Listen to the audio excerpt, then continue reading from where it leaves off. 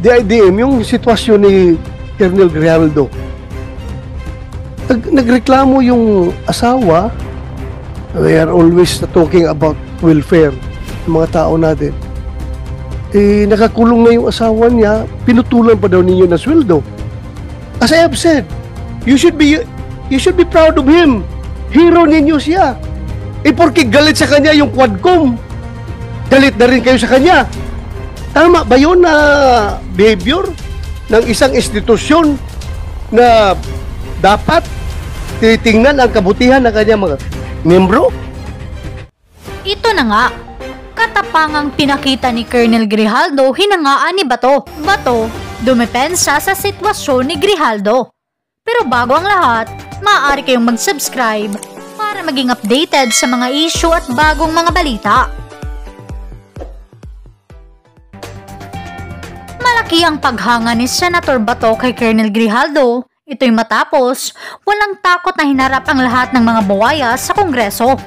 Tinawag pa nga niya itong bayaning pulis matapos ang lahat ng pinagdaanan nito. Dinipensahan nga ngayon ni Senator Bato de la Rosa si Colonel Grijaldo matapos itong tanggalan ng sahod nang ilantad niya ang kabulastugang gawain ng ibang mambabatas. Narito ang buong detalye. Before I forget, siningit mo na rin yan dito sa mga bills na itatakil natin. Yung DIDM, yung sitwasyon ni Colonel Grijaldo, nagreklamo yung asawa. We are always talking about welfare ng mga tao natin. Nakakulong na yung asawa niya, pinutulan pa daw ninyo ng sweldo. Sino bang taga DP? Upo ka dito. DP. Ano bang polisiya ninyo tungkol dyan? Bakit pinutulan ng sweldo si Grijaldo? Gamitin mo yung microphone. Sir, si Colonel Grijaldo, sir. Ano ka sa DP? Division Chief, sir. Ng? Policies, Plans and Program Division. So you represent DP and the Chief PNP as far as the Grijaldo case is concerned? Am I right? Sige, sagutin mo lang yung mga tanong ko. Sige, anong sasabi mo? Colonel Grijaldo, sir, is considered allowpay, sir. Allowpay. Automatic leave of absence without pay, sir. Why? Na-contempt siya, sir, so hindi siya makapagtrabaho. And I don't know, sir, kung may order na rin siya, sir, as allowpay. Hindi ba nyo titingnan na double whammy yan on the part of Grijaldo? Sobrang injustice na yan sa kanya. He's suffering from injustice sa pagkakulong niya ngayon for telling the truth. Dapat ang PNP, you should be proud of him for standing for what is right and for standing for the truth. Dapat consider yung bayani yung si Colonel Grijaldo dahil hindi siya nagpapatinag eh. Sinasabi niya katotohanan. Kahit na i-contempt niyo ako ilang beses dito, kahit na ikulong niyo ako ng ilang beses, basta yan ang katotohanan, panindigan ko yan. Dapat, he deserves your applause. Kayong PNP, tinayo niya yung bandera ng institusyon ng PNP na kami ay ganito. Hindi kami natatakot kahit sino mga congressman kayo dyan na mag-intimidate sa akin. Basta katotohanan lang ako. Bakit ginanon ninyo yung tao ninyo? Isn't it very double injustice on his part? Na wala na makain yung pamilya niya dahil pinutulan niyo ng sweldo? Hindi naman niya, he did not violate any law. To tell you frankly. Ay interpret na ninyo yung batas to the detriment of your people? Ganun ba yun? You should implement you should interpret your policies to the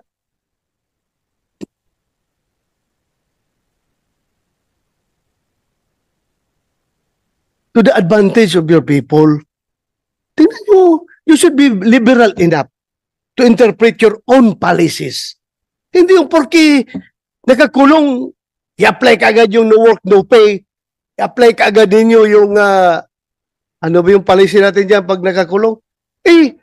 Sabi nyo, yung incarcerated na tao or kwan is automatic, putol ang kanyang sweldo. Kawawa naman yung tao.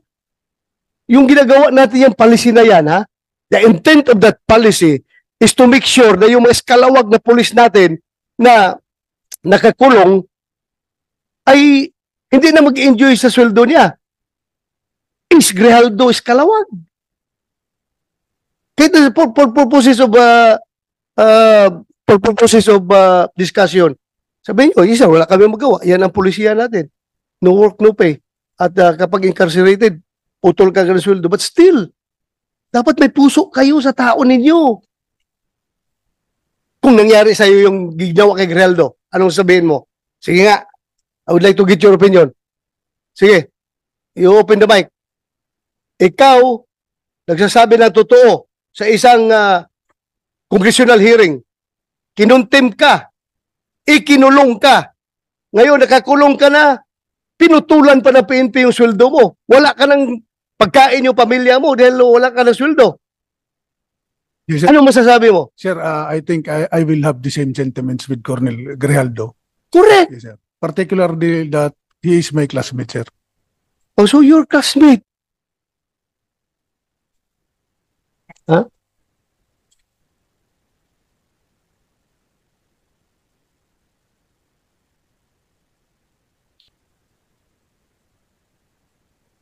Alam mo, kayo dapat dapat manindigan kayo para sa tao ninyo. Not even the House of Representatives, not even the Senate could force you to do injustice to your people. That is double injustice. Ang ginagawa niyo. Tumayo kayo. Ano lang sabihin ng mga patrolman ninyo ngayon doon sa baba? Ganito na lang among PNP, walang bayag. Kinakawawa na nga kami. Kinakawawa pa kami ng sariling ahensya namin. Kapaka-heartless naman ninyo kapag ganun. So, classmate mo si Grijaldo. So, ano ngayon? Hindi kayo naawa.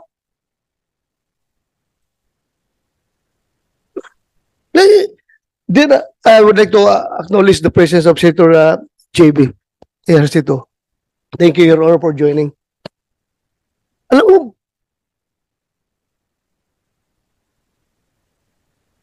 that is why I required the Chief PNP to be here. I would like him to explain his side properly. Dapat. Because as a commander, it's very basic. Dalawa yung ating function as a commander. Number one is the accomplishment of the mission. And number two is the welfare of our men. Dalawa yan. Magkatabi yan. Accomplishment of the mission, welfare of our men. Anong welfare ang ginawa niyo kay Grijaldo? Hindi ba talagang nilaglag ninyo siya? Dahil as I have said, you should be proud of him. Hero ninyo siya. Porke galit sa kanya yung Quadcom, galit na rin kayo sa kanya. Tama ba yun na behavior ng isang institusyon na dapat tinitingnan ang kabutihan ng kanyang mga membro? I don't see any reason behind bakit ganun kayo mag-treat ng tao ninyo.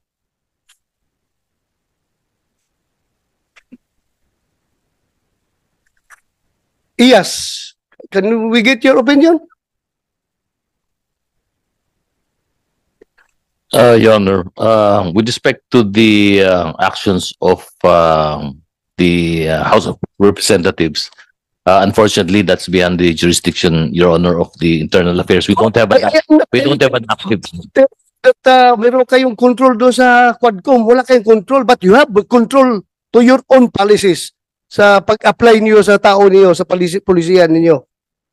Yes, Your Honor. To that end, Your Honor, we have not, so far as Internal Affairs Service is concerned, we have not instituted or recommended as of yet, Your Honor, any disciplinary action on arising from the proceedings in the House of Representatives, Your Honor. Please tingnan ninyo mabuti yan. It's time for you to show to the world that the Philippine National Police is indeed an institution that takes care of its own people. Huwag naman ninyong ganyanin yung tao ninyo. Ikinungulong na nga.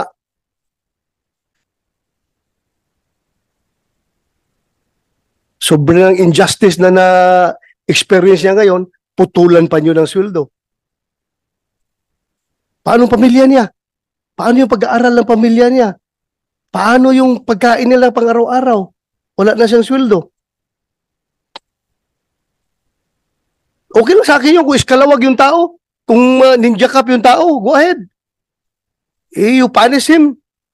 Pero for standing for the truth, for doing what is right, and for not giving in to the intimidations na ginagawa sa kanya ng Quadcom. Kayo rin, sasakay rin kayo sa Quadcom na pati sweldo niya, puputulin ninyo. You should be liberal enough to interpret your own policy to your people. Kayo ba sa armed forces? Ganun din kayo? Kapag ang tao ninyo ay nakulong, na-contempt, puputulan rin yun na sweldo?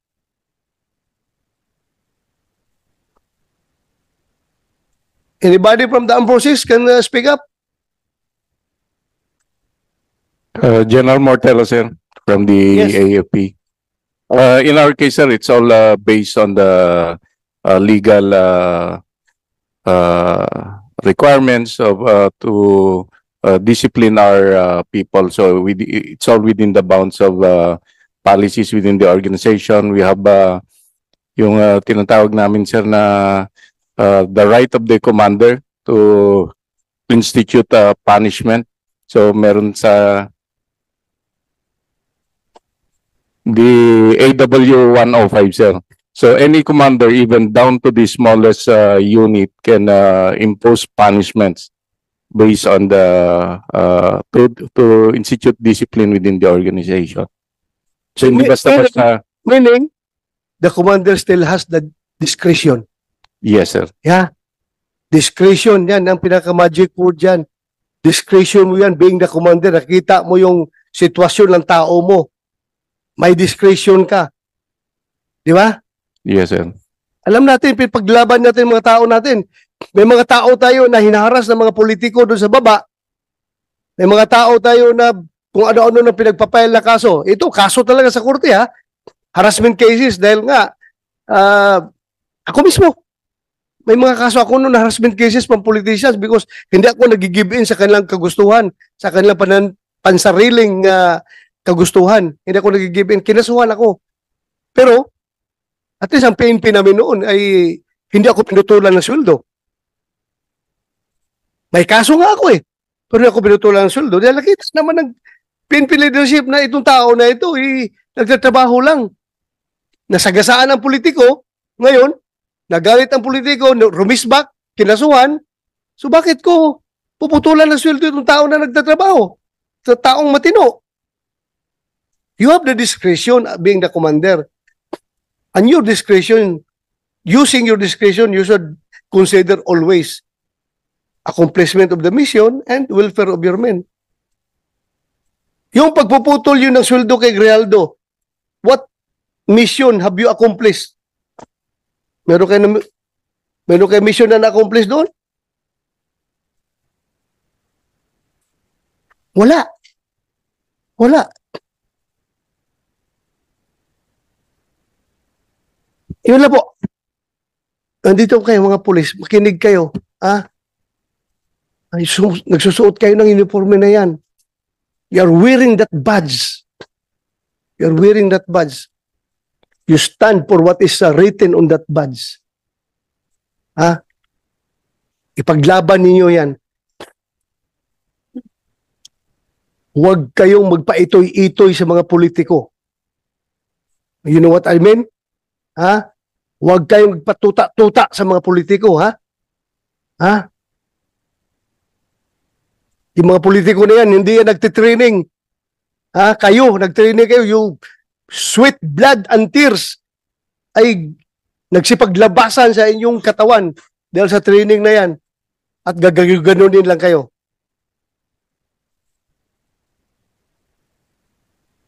Paglaban ninyo, tauhan ninyo. My God, if I were the Chief PNP at this time, I don't know. Pag ginaganon yung tao ko, I can never sleep soundly at night kapag mayroong injustice na ginagawa sa aking tauhan. More so, the injustice is coming from my own institution itself. Sabi ko kasi magpakamatay ako para sa aking tauhan kapag ginaganyan yung tao ko. Lalong-lalo na kapag ang tao ko ay nagsasabi lang ng katotohanan at pinanindigan kung ano ang tama. DP, you relay my messages to your to the DP. And to your Chief PNP. I-relay nyo yung mensahe ko. Sana naman nakikinig kayo. Hindi ko kayo pwedeng diktahan on what to do because that is already overreach on my part. May sarili kayong chain of command. Sundin ninyo. Pero sa akin lang, as may oversight function, nakikita ko talaga sobrang injustice na ginawa nyo kay Grijaldo. Paglaban nyo yung tauhan ninyo. Lalong-lalo na, classmate mo yun. Sobra ang nangyari sa kanya. Anong sabihin ngayon ng ibang mga opisyal ninyo? Ibang mga tauhan ninyo? Ganito pala ngayon.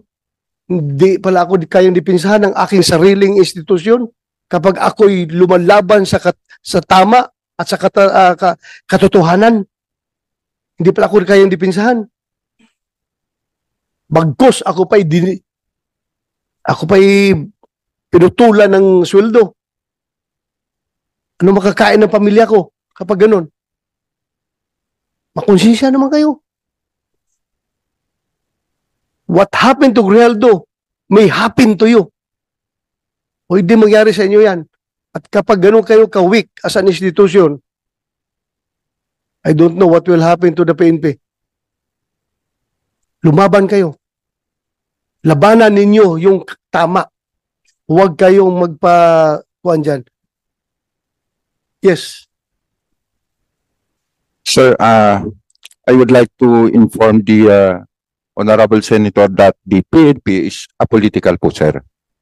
With regards to Colonel Grijaldo po, sir, it may po meron mga reasons kung bakit yung sinasabi niyo po, sir, na naputulan siya ng sahod. It may be the resource person, si Colonel Uliciano, hindi po niya alam yun, sir, Your Honor. So, baka may mga reason naman po, sir. Alam Thank you, ko, sir. reason, no work, no pay. Yun nga, but what I'm telling you is about the welfare of your men, that you should be liberal enough in implementing your own policies. Tingnan nyo kabutihan ng tao. Because hindi ka forever, Kenneth, Regional Director, may chance rin na mangyari sa iyo yan. At kung pag nangyari sa iyo yan, what will you feel? Yung inustisya. I am not telling you to PNP to be political. We're not talking about politics here. We are talking about the welfare of your people. We are talking about your institution. There's no political behind my statement. What is behind my statement is yung aking pagiging pulis. Kasama niyo ako. Hindi ako outsider ng PNP. And I love the PNP. Hindi. Yung pinanggalingan ng mga pinagsasabi ko, hindi. Dahil nasa kabilang bakod kami ng politics. Wala. At akin dito. Ano yung uniforme na sinusuot ninyo at willing kayo na mamatay sa uniforme na yan. Yun ang aking sinasama ng loob, Kenneth. Huwag ka magsabi ng apolitical. This is not all about politics. This is all about the PNP as an institution na you should look out for the welfare of your people. Yun ang kinasama ng loob ko. Sir, Go ahead. sir, kami nga po ay nagpapasalamat dahil kasama niyo po kasama namin po kayo, sir, as the former chief PNP. However, ang sinasabi ko po, sir, baka naman itong si Colonel Ulicanio, hindi niya alam yung underlying circumstances kung meron pang dahilan kung bakit po naputulan ng sahod si Colonel Grijaldo. Yun lang po, sir. Then inform us kung ano. Huwag tayong ilatag natin ang baraha.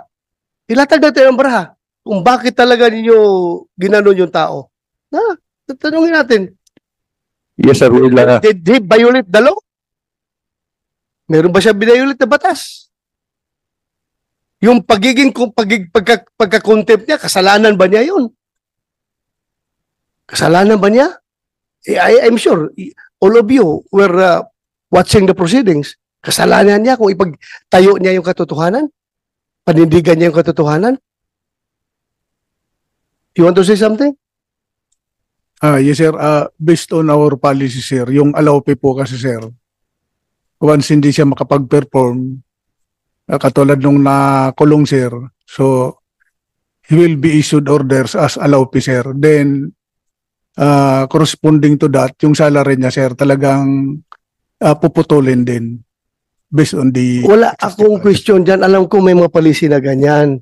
What I am telling you about is how you interpret your policies.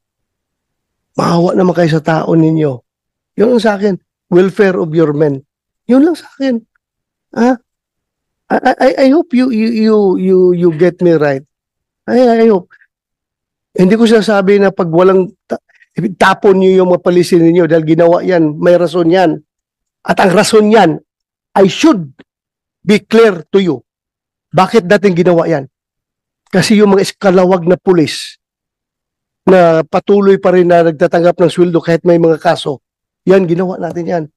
Pero in the case of Grijaldo, dapat sabi ko nga sa inyo, dapat marunong kayo mag-interpret your own policy to your advantage. Kayo, advantage ninyo sa inyo. Huwag naman na ganunin yung tao ninyo. So, yeah, you want to say something? Yes, sir. Sir, we will submit ASAP, sir, yung documents regarding Colonel Grijaldo, sir, to your office. And we will also inform yung office concerned, Your Honor. Thank you po. Thank you. Salamat.